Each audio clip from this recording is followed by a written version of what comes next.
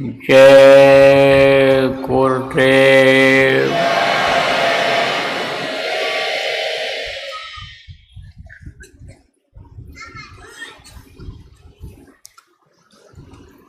सर्वसमर्थ, सर्वत्र अस्मरणीय, दाता दयाल, दीनबंधु कृपा निधान, परम पूज्य गुरु जी महाराज, उपस्थित सभी साधक, सत्संगी, नामदानी, बच्चे एवं बच्चियों, आज 8 अगस्त 2025 को सायंकाल के बेला में झुंझुनू राजस्थान के इस धरती पर रक्षाबंधन के अवसर पर आयोजित कार्यक्रम में सत्संग के माध्यम से आप लोगों के दर्शन का अवसर मिला। उस मालिक की कृपा हुई, गुरु महाराज की दया हुई कि जिससे आप जैसे धार्मिक लोगों से मुलाकात हुई, आप लोगों के ऊपर भी दया हुई। बगैर दया कृपा मेहरबानी के आप घर से निकल नहीं सकते थे, क्योंकि जकड़े हुए हो, बंधन में नहीं हो, जकड़ दिए गए हो, निकल नहीं पा रहे हो। निकलना भी चाहो तो निकल नहीं पा रहे हो। लेकिन जब दया हो जाती है प्रभु की, तब आदमी निकल करके आ जाता है और सत्संग का अधिकारी बन जाता है, सत्संग सुनने का अधिकारी बन जाता है। तो देखो प्रेमियों, आप लोग कुछ ऐसे नए लोग हो कि जो अभी तक राम कथा सुनते रहे, कृष्ण कथा सुनते रहे, गीता रामायण की बातें आपको सुनाई जाती रहीं, महाभारत की कथा आपको सुनाई जाती रही, तो उसके सुनने से आपके अंदर संस्कार तो बना, लेकिन हर चीज़ समझ में नहीं आई, क्योंकि तरीका लोगों का अलग अलग होता है और जनता जिसमें रुचि लेती है, जिसको ज़्यादा पसंद करती है, उसी को लोग सुनाते हैं।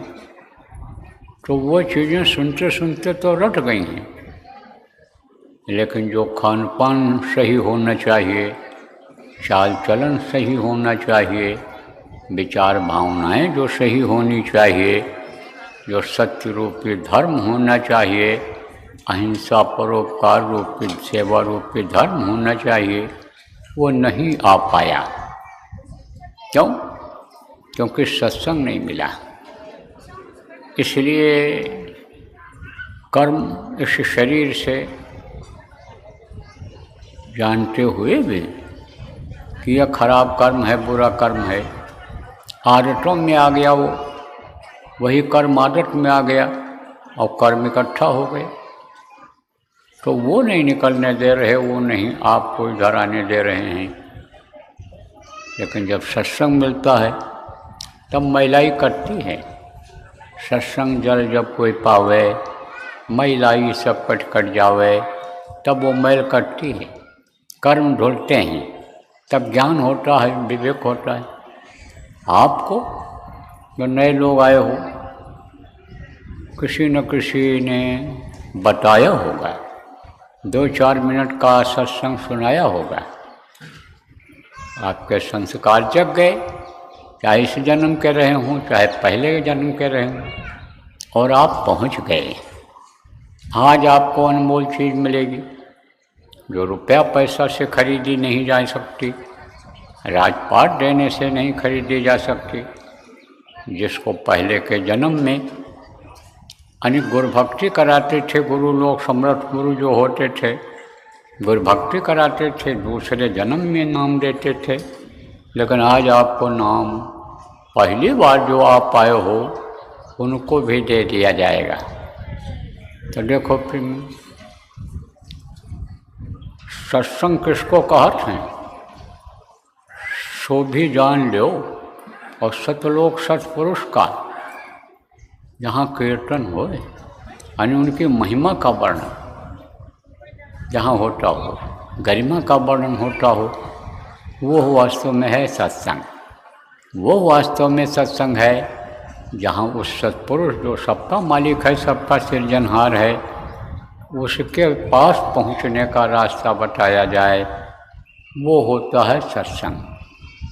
तो सत्संग में आपको ये बातें सब बताई जाएंगी।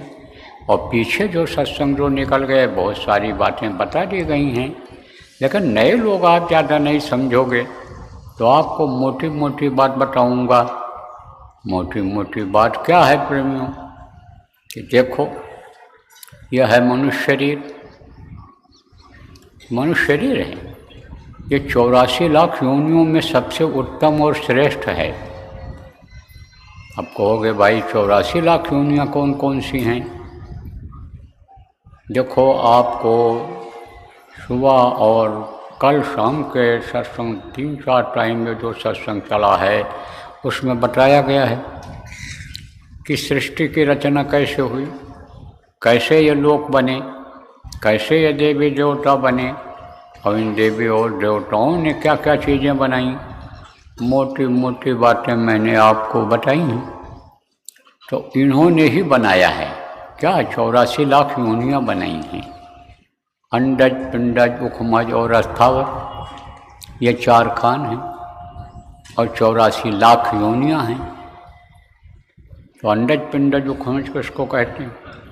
अंडे से जो पैदा होते हैं उनको अंडज कहते हैं।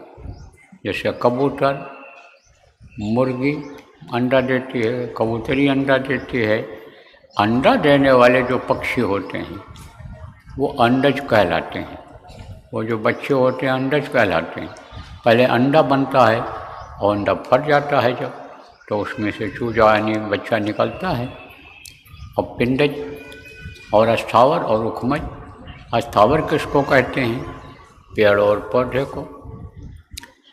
नरकों से यानी जब छुटकारा मिलता है और इधर आते हैं 4 खान में, 84 लाख योनियों से जब छुटकारा मिलता है तब पेड़ यानी 84 लाख योनियों में आते हैं। वहाँ से निकलने के बाद तब पेड़ बना करके खड़े कर दिए जाते हैं।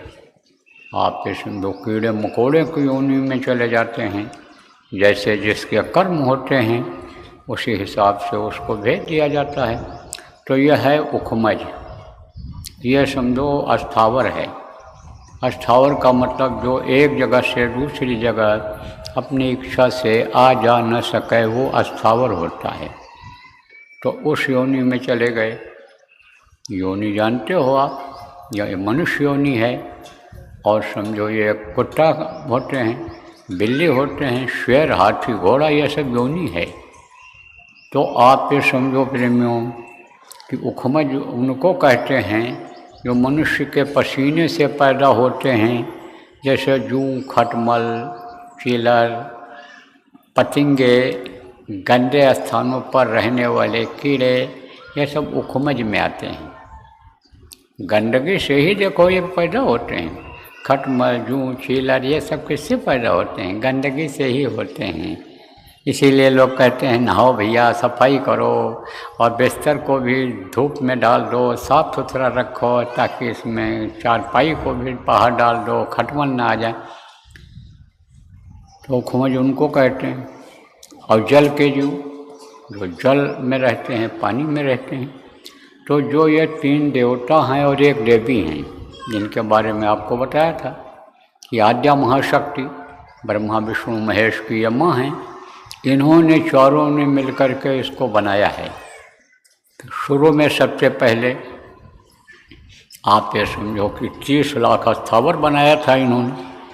30 लाख पौधा खाली इन्होंने लगाया था, बनाया था, उगा था ये शुरू में। कब? जब सतयुग था, जब सृष्टि की शुरुआत हुई थी।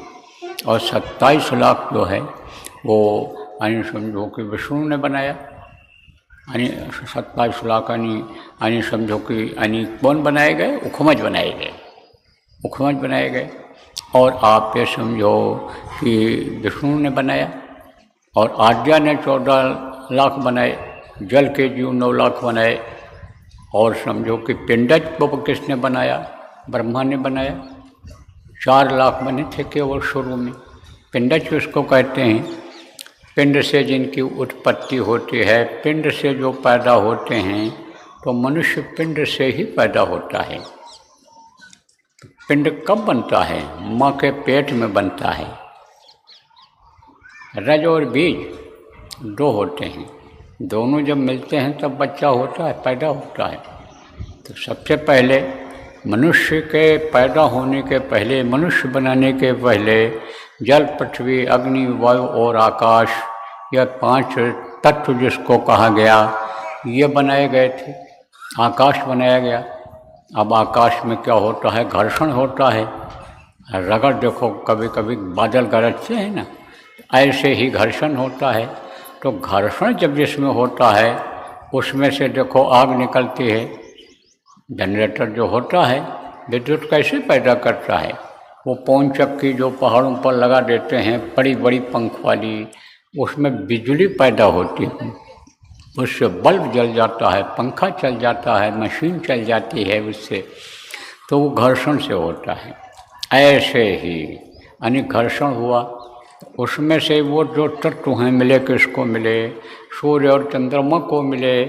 और सूर्य जो है वो गर्म होता है और तासीर गर्म होती है। सूर्य इतना गर्म नहीं है, लेकिन उसकी तासीर गर्म होती है कि जैसे कुछ चीज़ें ऐसी होती हैं कि ऐसे हाथ से छुओगे तो वो गर्म नहीं लगेगा, लेकिन उसकी तासीर जो असर होता है वो गर्म होता है। कुछ छूने से नहीं पता चलता ठंडा होता है, बाहर से नहीं पता चलेगा, लेकिन खाओगे उसको तो उसका असर ठंडा होगा, चाहे फल हो, चाहे अनाज हो, चाहे जो चीज़ें हों। तो अब आप इस बात को समझो कि यानी शीतलता किसमें है? शीतलता माने ठंडापन किसमें है? ये चंद्रमा में है और सूरज में गर्मी है। तो जब यानी समझो कि ये दोनों तत्व किसमें मिले, किसमें आए? औरत में आए, चंद्रमा का यानी समझो शीतलता, और पुरुष में आई शीतल यानी गर्मी सूर्य की। तो ये जब दोनों मिले और घर्षण हुआ तो उससे जो यानी घर्षण से जो चीज़ निकली वो इकट्ठा हो गई। कहाँ इकट्ठा हुई? माँ के पेट में।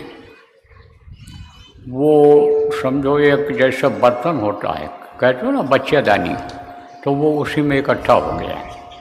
अब जब उसमें इकट्ठा हुआ तो समझो कि उसको जन्म शक्ति कहा गया। तो जन्म शक्ति ने रज और बीज को दोनों को मिला दिया। और अष्ट किसको कहते हैं?